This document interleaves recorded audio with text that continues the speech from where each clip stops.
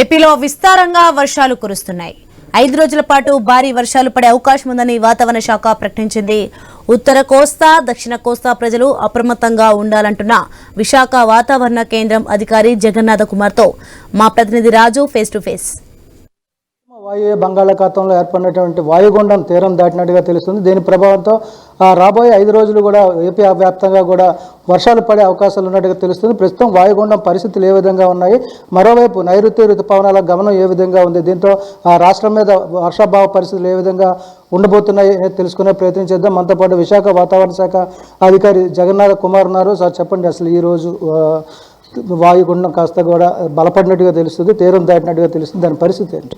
ఉత్తర బంగాళాఖాత పరిసర ప్రాంతాల్లో ఉన్న అల్పపీడనం సుస్పష్ట అల్పపీడనంగా పరిణామం చెంది ఈరోజు ఉదయం వాయువ్య బంగాళాఖాతం, దానికి ఆనుకుని ఉన్న పశ్చిమ బెంగాల్, బంగ్లాదేశ్ తీరాల మధ్య వాయుగుండంగా కేంద్రీకృతమై బంగ్లాదేశ్, పశ్చిమ బెంగాల్, వాయువ్య బంగాళాఖాత తీర ప్రాంతాల్లో తీరాన్ని తాకింది.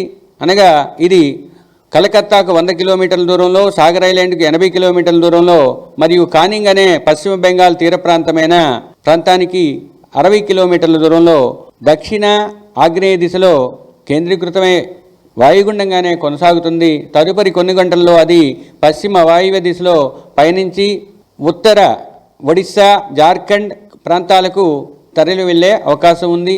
ఈ వాయుగుండంతో పాటు ఉన్న ఉపరితల ఆవర్తనం 7.6 కిలోమీటర్ల ఎత్తు వరకు వ్యాపించి ఉండటంతో పాటు నైరుతి దిశకు వంగి ఉండటం వలన రాష్ట్రంలో రాబోయే వారం రోజులు కూడా చెదురుముదురుగా వర్షాలు పడే అవకాశం ఉంది.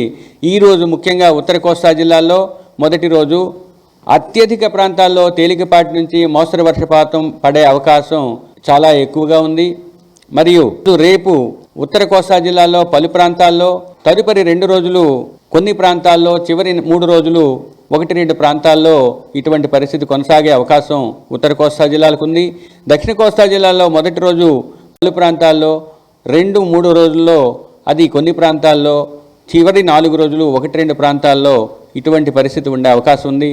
ఉత్తర దక్షిణ కోస్తా జిల్లాల్లో, ముఖ్యంగా ఉత్తర కోస్తాలో మొదటి 5 రోజులు కూడా ఉరుములు మెరుపులతో కూడిన వాతావరణం ఉండే అవకాశం ఉంది. దక్షిణ కోస్తా జిల్లాలో మొదటి 3 రోజులు అటువంటి పరిస్థితి ఉంది.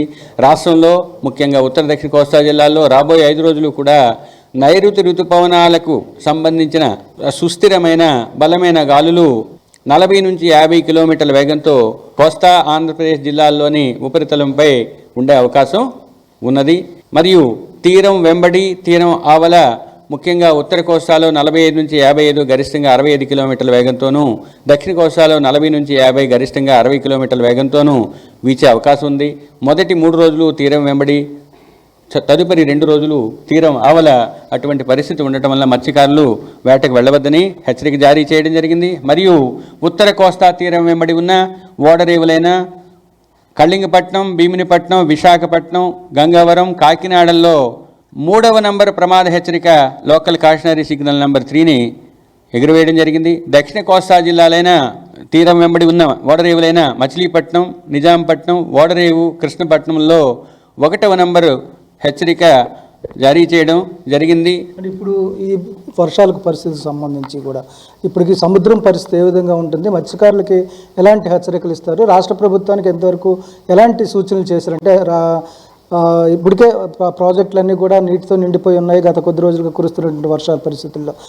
ఈ నేపథ్యంలో ప్రజలకి కానీ ప్రభుత్వానికి మీరు ఎలాంటి సూచించారు? మేము వర్షానికి సంబంధించినంత వరకు ఈరోజు మీకు చెప్పిన 6 జిల్లాలు, ముఖ్యంగా శ్రీకాకుళం, పార్వతీపురం, విజయనగరం, అల్లూరి సీతారామరాజు, ఏలూరు మరియు ఎన్టీఆర్ జిల్లాలకు ఎల్లో వార్నింగ్ అంటే పసుపు రంగు హెచ్చరికని జారీ చేయడం జరిగింది. ఆ జిల్లాల్లో కొంచెం అప్రమత్తంగా ఉండాలని, మరియు మీరు అడిగినట్లుగా ప్రభుత్వ విభాగాలకు, ఆయా విభాగాలకు సంబంధించిన హెచ్చరికలు జారీ చేయడం జరిగింది.